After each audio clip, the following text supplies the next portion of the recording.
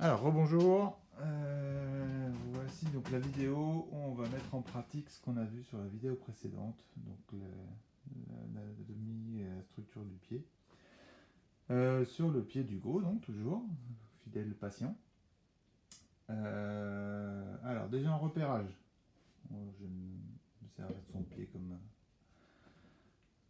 support de dessin. Donc, premier repère facile à trouver, c'est les malléoles. Donc, la malléole latérale, voilà, ça va chatouiller, désolé, malléole médiale, donc tibiale et fibulaire. Point de repère, facile à trouver sur un pied. Vous avez la structure du calcanéum qui représente cette région-là. Donc, on a dit la malléole, vous avez le talus en superposition. Le talus qui va prendre cette région-là, peu de choses près, si j'y arrive. Hop, il va se situer, pardon pour le guélis, le talus il va être là chez Hugo. Le calcanéum lui va être plus postérieur, il va venir, hop, sur cette portion-là vous aurez le calcanéum. Le talus, là on a le point de repère, c'est le tubercule du naviculaire. Donc mon dessin n'est pas parfait, hein, mais vous avez le naviculaire à peu de choses près qui est là. Hop. Donc le naviculaire, hein, si on fait, là on cherche l'interligne, vous avez l'interligne tibio-tarsienne qui est par là, et vous avez le naviculaire qui est là. Là vous avez le talus, il dépasse pas beaucoup, hein, de l'interligne articulaire. Vous avez vraiment une bande assez, pour ouvrir l'espace, on fait du coup une légère flexion. Alors là, le petit bonhomme est déjà en flexion plantaire, et on va ouvrir l'espace en faisant une légère flexion plantaire pour permettre de bien avoir en palpation le col du talus. Et donc le talus, le naviculaire, donc en vue latérale, le naviculaire, et après vous avez les cunéiformes qui sont par là. On va changer de couleur. Cunéiforme, donc au rapport du premier méta, là le repère ça va être la base du premier méta. Donc chez vous on la sent bien, elle est là. Donc là vous avez le premier cunéiforme. Donc vue du dessus, premier cunéiforme, premier rayon, deuxième rayon, troisième rayon, à peu de choses près vous avez ça. Premier, deuxième, troisième. Alors pour vous faire un piège, je vous ai fait le pied gauche là du coup, mais et en latéral, donc toujours voilà, essayer de faire une petite torsion du pied, petit bonhomme. Donc toujours le talus qui prend cet espace-là, derrière la pince bimalléolaire. Hop, on a fait le naviculaire, donc là on a le talus, hein, prolongement du talus. Le naviculaire, prolongement. Alors là on est en latéral évidemment, donc le naviculaire il va s'arrêter au niveau des troisièmes cunéiformes, du troisième rayon. Donc le talus, le calcanéum qui est là, à peu de choses près, et vous avez le cuboïde qui prend cet espace-là. Tout cet espace-là, c'est le cuboïde. Donc pareil, on peut, comme point de repère, on prend styloïde de 5e méta qui se retrouve facilement. Vous suivez le bord latéral, et la bosse, c'est la styloïde du 5. Donc voilà, toute cette zone-là, c'est le cuboïde. Sachant que la différenciation, pardon pour les guillis, la différenciation calcanéum-cuboïde est assez compliquée à retrouver. Point de repère latéral, ça va être le tubercule des fibulaires. Donc sur la face latérale du calcanéum. On le sent. Si vous ne le sentez pas, vous pouvez demander au patient de pousser contre votre main latéralement. Tu pousses contre ma main avec ton pied? Avec ton pied, avec le bout du pied. Voilà. On voit que le tendon du fibulaire est plus saillant. Donc voilà, c'est le tubercule des fibulaires qui est juste là. Donc voilà un peu sur un pied ce que ça représente. Je ne vous ai pas fait les rayons derrière, les métas et tout. Mais voilà, premier travail à effectuer, repérer toutes les structures qu'on a vues en dessin. Maintenant que j'ai fait une boucherie de son pied, je vais prendre l'autre pied. Hop, alors tu vas te décaler un peu sur ta bouche. Je vais voir si... J'espère que j'étais bien. J'ai pas regardé l'écran, voir si j'étais bien calé. Mais... Donc, sur un pied vierge de dessin affreux, les points de repère facile à trouver, donc c'est évidemment les deux malléoles. Vous allez avoir, je vous ai dit, le tubercule du naviculaire, donc bord médial, c'est une bosse, voilà, elle est facile à trouver. Si vous avez des difficultés à la retrouver, elle se retrouve à l'aplomb du bord antérieur de la malléole médiale. Donc vous suivez la malléole médiale, vous la trouvez, vous descendez à l'aplomb, vous avez le tubercule du naviculaire. Chez Hugo, il est là. Donc voilà, ça permet de repérer le naviculaire. Vous notez, donc tubercule.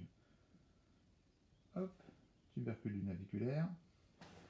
Deuxième point de référence, ça va être la base de M1, qui est assez proéminente. Donc l'interligne tarso-métatarsienne. Donc là, la base du goéla. Autre repère facile à trouver, ça va être la styloïde de M5 que je vous disais tout à l'heure. Donc bord latéral, vous sentez la bosse, elle est facilement trouvable. Hein, donc vous la sentez, elle est là. Donc déjà, avec base de M1 et la styloïde, vous avez à peu de choses près 10 francs. Avec tubercule naviculaire, un naviculaire, c'est l'épaisseur d'un doigt à peine, hein, d'un doigt de patient, on va dire. Moi, ça, j'ai un gros doigt par rapport au pied de petit bonhomme. Donc moi, c'est presque trop gros mon doigt. Mais quand on a le tubercule naviculaire, l'antenne du Chopard, elle est juste à côté. Et elle est à peu de choses près parallèle à l'isfranc. Donc moi, souvent, comme pour s'aider un petit peu, je fais une parallèle et vous avez Chopard-l'isfranc. Après, pour faire simple, vous avez le bloc médial et le bloc latéral.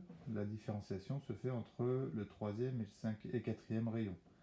Les trois premiers rayons vont être en rapport avec le naviculaire et le cunéiforme, alors que les deux derniers vont être avec le cuboïde. Donc les deux derniers, si on fait l'espace entre le troisième et quatrième rayon, à peu de choses près il est là, là vous avez le cuboïde. Cet espace-là, il va être partagé en deux par le naviculaire en proximal et les trois cunéiformes en distal. Donc on peut le diviser en deux comme ça.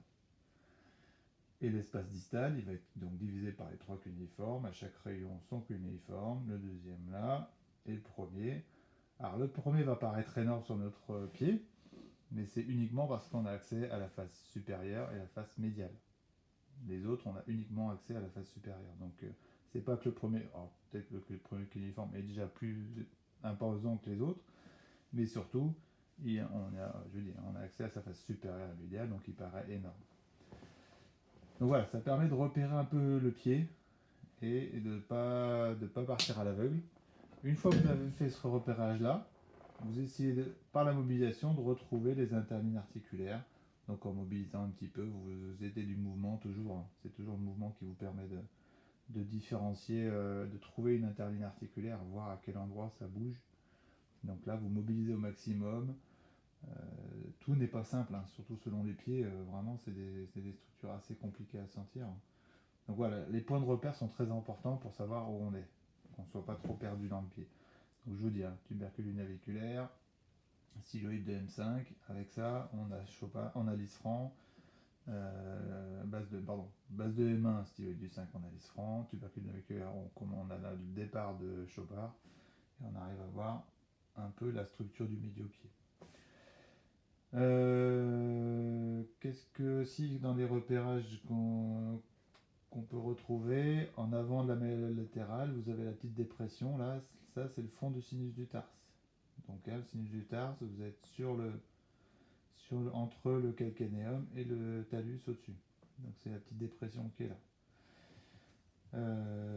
Point de repère aussi, dont je ne vous ai pas parlé, pour repérer tout à l'heure, en médial, vous avez le sustentaculum tali. Donc vous remontez, vous prenez le creux de la voûte et vous remontez et vous venez taper dans le bord inférieur du sustentaculum tali. Donc c'est la portion du calcanéum qui vient se déporter en dedans pour supporter le talus. Donc on sent facilement quand on remonte le long et qu'on vient taper, c'est le sustentaculum tali. Juste au-dessus, vous avez le talus. Oui. Point de repère, c'est à peu près tout. Je je vais peut-être vous parler, j'ai peut-être pas assez insisté sur le dessin, sur les mouvements de la soutalienne.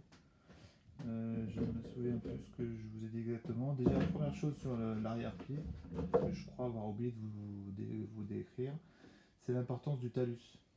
Donc le talus, donc est l'os, si on revient sur son pied droit, je sais pas si j'ai arrivé à mettre ça sur la vidéo aussi. Tu arrives à tourner ta jambe comme ça, madame? Ouais. Là, vous avez le talus. Alors le talus, c'est cette particularité de ne pas avoir d'insertion de muscle. Il est seulement un relais mécanique au niveau de la structure de la cheville, du pied. Et il a cette caractéristique de répartir le poids du corps dans le pied. Pour schématiser un peu cette répartition-là, on part du principe que sur 6 kg qui viennent charger le talus va envoyer 3 kg dans le talon, dans le calcanéum, pardon, 2 kg dans le premier rayon et 1 kg dans le cinquième. Donc sa conformation va être faite de telle sorte qu'il envoie le poids du corps sur ces 3 points d'appui au niveau du pied. Donc voilà, 6 kg qui arrivent, 3 kg sur le calcanéum, 2 kg sur le premier rayon, 1 kg sur le cinquième rayon, pour dire qu'il y a le moins de contraintes de poids. Donc voilà, c'est un rôle très important du talus. Et autre chose, les mouvements de la soutalienne, souvent, moi je prends comme référence Capenghi, comme en biomécanique. Et Capenghi utilise la métaphore du bateau. Donc j'ai récupéré un joli bateau. Je ne sais pas s'il va pouvoir passer la caméra, parce qu'il ne va pas être trop petit. Mais le calcanéum sous le talus va avoir des mouvements de ce qu'il décrit de roule, tangue et vire. Donc les 3 mouvements du bateau, c'est il va faire ça, il va faire ça, et il va faire ça. Roule, tangue et vire. Dans les 3 plans. Hop, hop, et rotation. Donc voilà, je ne vous avais pas parlé de ça au niveau du dessin, donc je vous le rajoute maintenant. Maintenant, sur les tests, on va essayer par cette vue-là je vais essayer de vous montrer les tests, c'est pas forcément évident, parce que je suis pas très bien positionné. Première structure à tester, on va tester la soutalienne. Donc, pour la tester, on empaume le calcanéum derrière, et par rapport, on va partir du principe que le talus est fixé dans la pince bimalléolaire. Donc, on saisit la pince bimalléolaire pour fixer le talus. Et pour estimer la soutalienne, j'ai fait un petit oubli, je m'excuse, je repars du début. Premier test à effectuer sur une cheville, un test global. Tu peux remonter un petit peu, madame? Premier test global pour le complexe pied-cheville. Vous faites des mouvements, je vous ai dit, c'est sur la vidéo d'avant, quelque chose de très important. Le pied fonctionne en inversion-éversion. Donc moi, je trouve le premier test simple à faire sur un pied et une cheville, c'est vous faites des mouvements d'inversion et d'éversion. Et vous regardez les 2 pieds, comment ils sont. Alors relâche bien, Hugo, c'est moi qui fais. Donc vous emmenez en inversion complète. Vous voyez un peu la différence d'amplitude. Et pareil, en éversion, flexion dorsale, éversion, flexion plantaire, inversion. Et vous voyez un peu globalement déjà comment ils se présentent. Donc deuxième étape, la soutalienne. Donc vous saisissez calcanéum, pince bimalléolaire avec la main proximale, et vous faites les mouvements. On roule, tangue, hop. Donc là c'est dans l'axe de la flexion, on va dire, c'est comme si l'axe transversal. Et des mouvements de rotation. Voilà, dans les 3 plans de l'espace, vous faites des mouvements avec le calcanéum. D'accord? Donc ça, c'est pour la soutalienne. Toujours, vous allez comparer avec le côté controlatéral. Deuxième structure, c'est l'interligne de Chopard. Alors Chopard, une fois qu'on a fait tout notre repérage, on vient mettre nos 2 commissures de droite et gauche de part et d'autre de Chopard.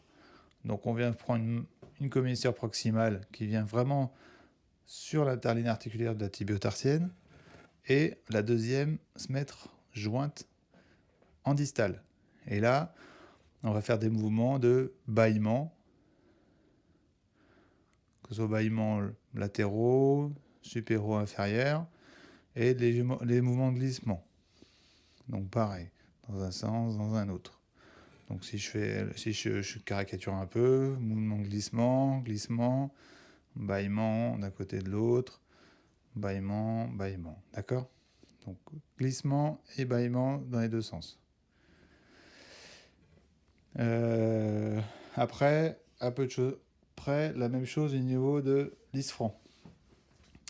Donc, une fois qu'on a repéré notre styloïde et la base du M1, on vient mettre notre main qui vient prendre les bases des métas.